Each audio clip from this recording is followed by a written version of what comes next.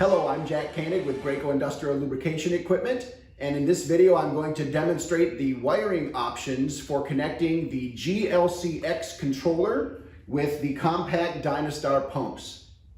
The GLC X controller has a 14-pin connector on the bottom, and then the wiring harness used for the CDS has a different 12-pin connector on it. So we need a special cable now that is going to allow these two to connect.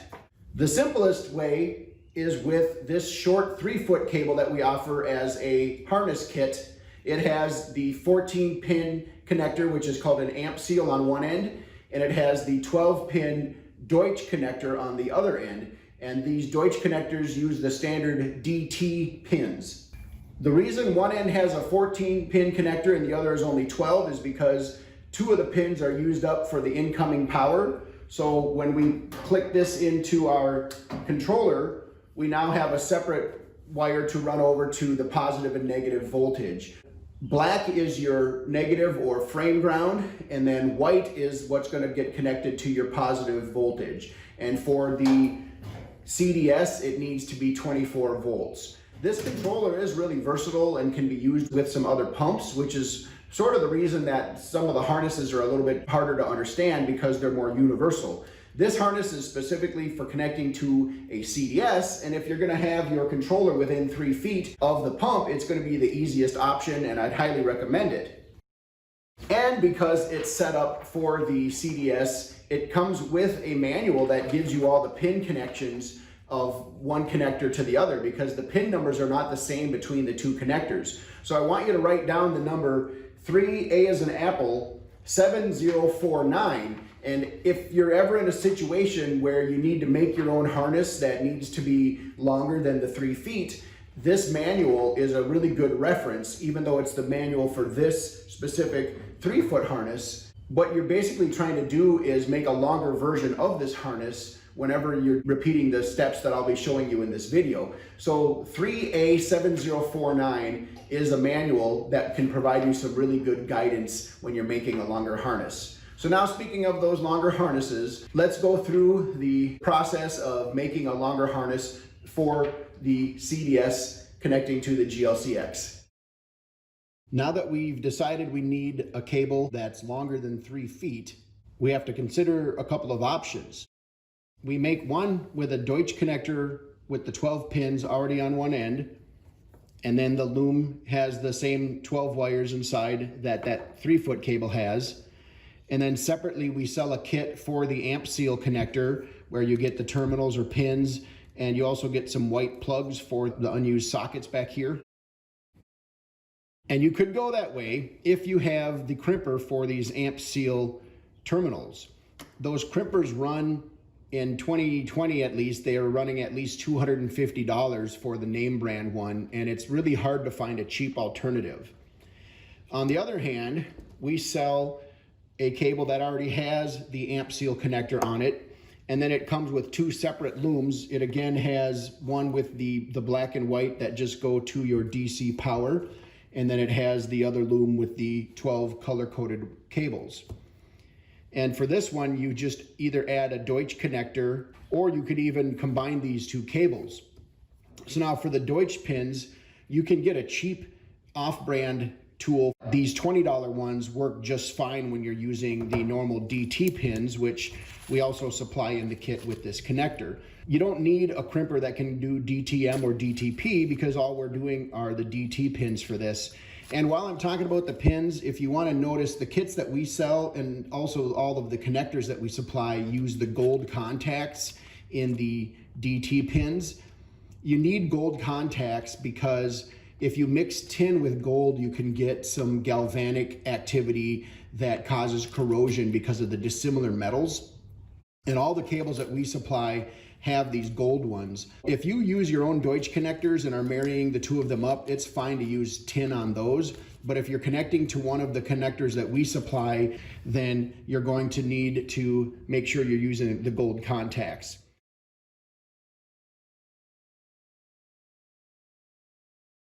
Now I have a controller connected just for reference to show that this is the cable with the amp seal connector, and I've stripped off some of the black outer sheathing from my loom.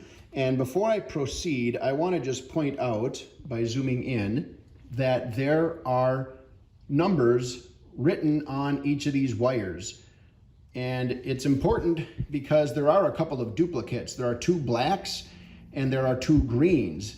The 2 blacks have 2 different sizes. They're actually different gauges of wire. And so we want to make sure that the thicker one goes to the pump's motor, and then the other one is for the vent valve or an alarm output. But in this video, we're actually connecting to a pump with a vent valve, so this will be the vent valve negative power. And then the red is also thicker, but there's only 1 red, so that you don't really need to worry about keeping track of that. So now I'm going to go ahead and strip the ends of each of these and crimp on one of these Deutsch terminals. I use the terms terminals, contacts, and pins pretty interchangeably. On this end of the thing, we're actually putting the female sockets on, so that's where pin isn't even probably the right term, but it's a contact or a terminal. Most of these are 18 gauge, so we're going to put it in the 18 gauge stranded slot, and you only need about 1/4 inch exposed.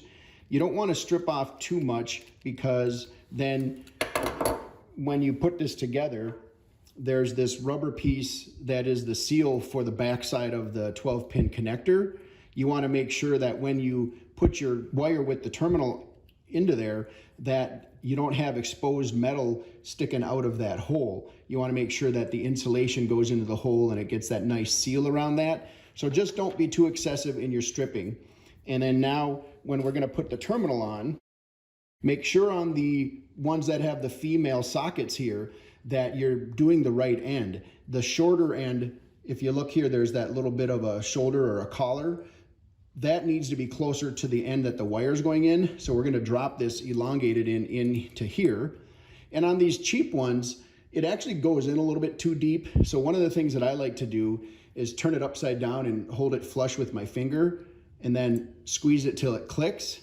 And now with that click, it's holding it a little bit closer to the face. So now we just stick the wire in there, make sure that all the strands end up inside the terminal, and give it a squeeze. And there, that looks pretty good. So I'm going to go ahead and do the rest of these now, and then I'll come back when we're ready to put them into the housing of this connector. Now I've got my terminals on all but 2 of these, and I just wanted to point out that I mentioned the black and red are thicker. These are actually a 16 gauge instead of an 18, so you still only need about 1/4 inch. But if you do the 18 gauge stripper, you're going to remove some of the wires inside, and you want all the conductor you can get for that motor. So these things will still just twist up and go right into these terminals. No problem.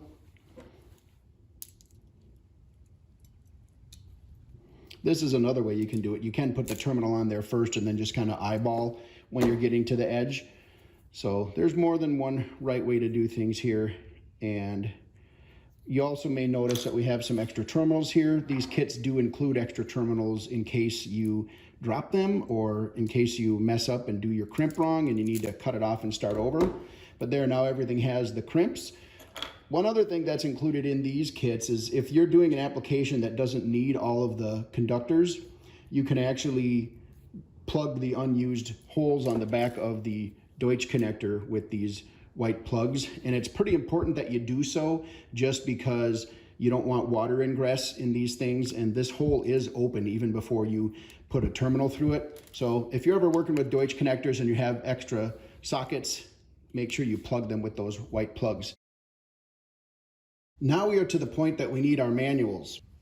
This is the one that I mentioned before that tells us what pin goes where, but before we even can do that, we need to know which socket is which number so that we even can give a number to the pins. Just like all electrical connectors, this does have the numbers written on it, but they are tiny.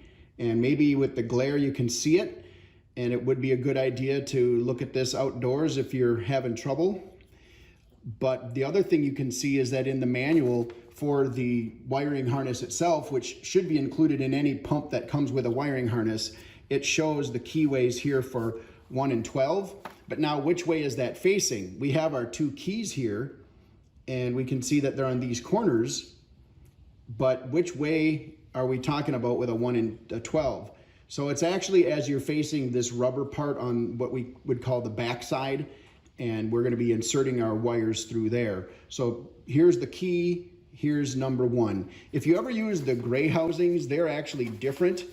The black housing has the correct keyways to make up with what we are doing. So now we're just going to go down to the list on the column for the CDS pin and find pin number 1, which says it is the orange wire. So now orange goes in number 1. And we want to make sure that we're pushing that all the way through till it's flush with the other end of the housing. And pin number 2 is one of the green wires. There are 2 different green wires. It's not a huge deal if you mix these up because they're actually common to each other, but it would be better to use the correct one. And we want to use the one that says number 8. Number 3 is your brown wire. Number 4 is red. And number 5 is the thicker black. So you want to make sure that it says 3 on it. The other one is 7, but the thicker one says 3. So put that in here. And from here on out, it's just more of the same. Make sure you're getting them all the way flush, and make sure that you're following the table to see which one goes where. As we flip over, it goes from 7 to 12. So the other keyway is by 12.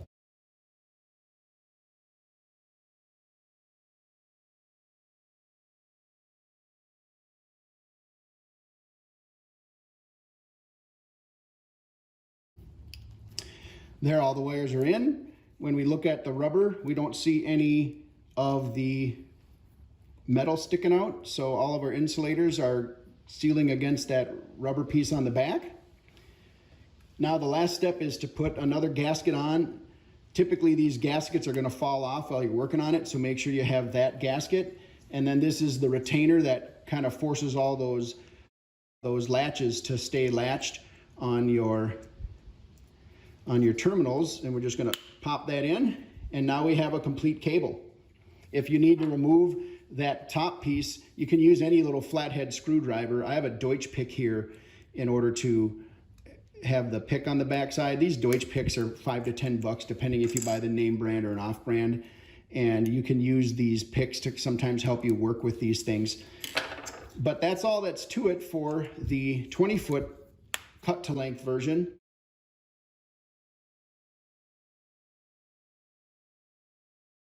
If I still have your attention at this point, then you must need a cable that is up to 40 feet long. I've run into a need for long cables like this on applications like haul trucks when I was up at a mine in northern Minnesota. So I know there are big pieces of equipment that do need these long cables, and there are a couple of right ways to do it, but first I want to mention the wrong way. Solderless butt connectors are not good for mobile equipment. So you can do whatever you want out in the field. We don't control that, but we do not recommend solderless butt connectors. There are the kind of butt connectors that you solder on, or that actually have solder incorporated into them, and you use a heat gun to melt that and get it to form around your wire. So I actually did that here, and you can see we've got the solder all nice and melted, and that's a pretty strong connection. It's not going to be breaking anytime soon. However, most heat guns need AC power, and when you're out in the field, you may not even have that option. You can try to do these with a gas torch, but a lot of times you end up just burning the plastic and making a big mess. Plus, you end up just with a big wad when you're done, where you'd have this big knuckle, and trying to get a piece of heat shrink over all of that would be kind of ridiculous. So I have my heat shrink slid here, which is a pretty wide piece of heat shrink. I don't think I'd be able to get that up over that big knuckle when I was done. Maybe if I really fought it. But anyway, this is an option, but it's not necessarily the best way. In reality, the best way is to turn this cable into an extension cable and add it to a cable like what we already made in the previous step, where we have our Deutsch connector on this end.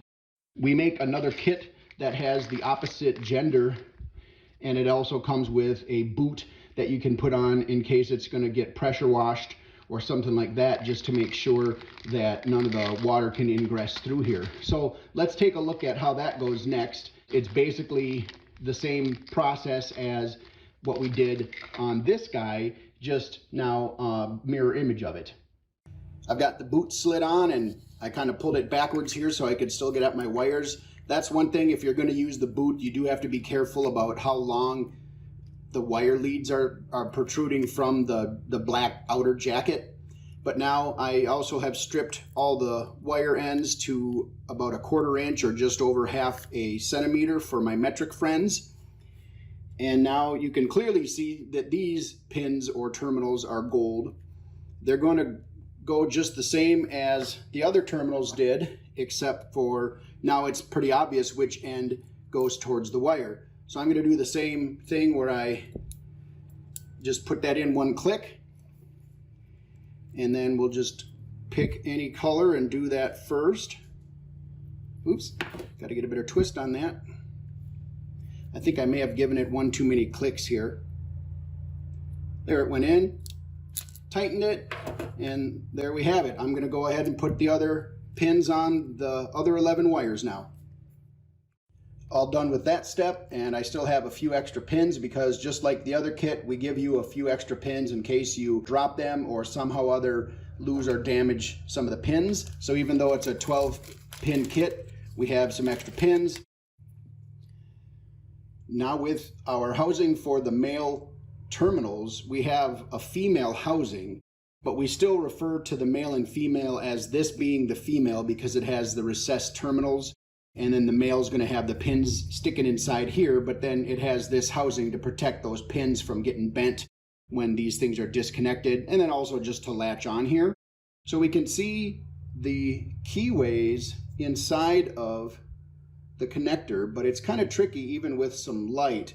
So one thing that we can do here is just marry the connectors. We don't need to push them in until they click, but just put this here. And we have this manual. This is actually the manual that I made a brief reference to in the previous section, 3A7048. This has that wiring diagram that I was showing previously, and it's going to be the reverse of what we did in that previous segment. But instead of even referencing the wiring diagram, we can actually just mirror it. So the big thing again is to make sure that the blacks and the greens don't get mixed up, because those wires are the two that have pairs of the same color. But from here now, we can just take a look and see there's our yellow. So now we're going to just put yellow here across from it, push that in until it clicks. Well, I'm making a mess here. So actually, now that I know where yellow is, I'm going to pull that back apart. There, now I got my click, and I just need to have this here now as my reference so that I can make my mirror image. So the next one is blue. And this is the thing too about using the boot, is it makes everything a little tighter and a little harder to work. So get that blue in there. And one thing too, as I'm going, the pin numbers still don't line up with the wire numbers, because these wires are still numbered according to the amp seal connector that we put into the GLC X. Because this is just an extension of this cord, the numbers on this end and this end are going to be the same, but the wire numbers are not the same as the numbers that go into here. So anyway, I'm going to go ahead and plug the rest of these in, and remember, again, we're going to give a little extra attention to black. When I get to this black, I'm looking for number 7, so I'll just make sure I do the same thing as I go here.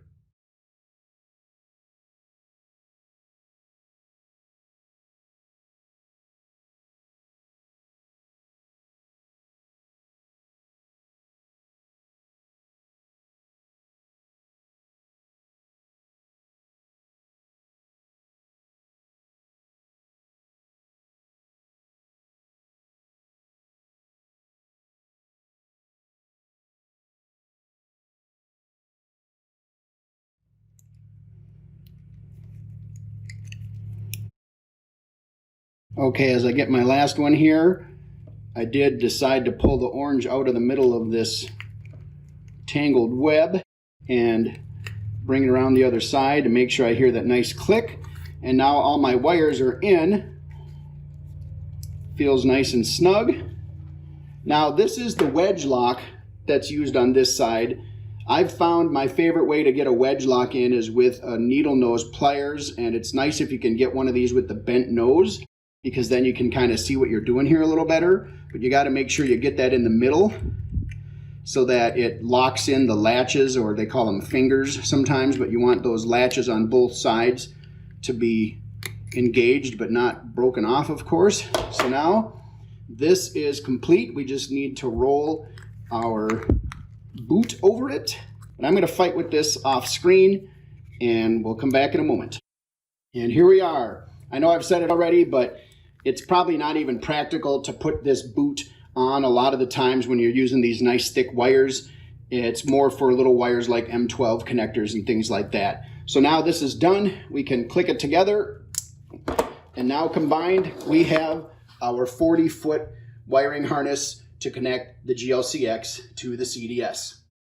Thanks for watching this video. I hope you found it helpful and informative. If you have any questions about the GLC-X controller, the Compact Dyna-Star pump, or any other Graco product, please feel free to contact us, because we are always happy to hear from you.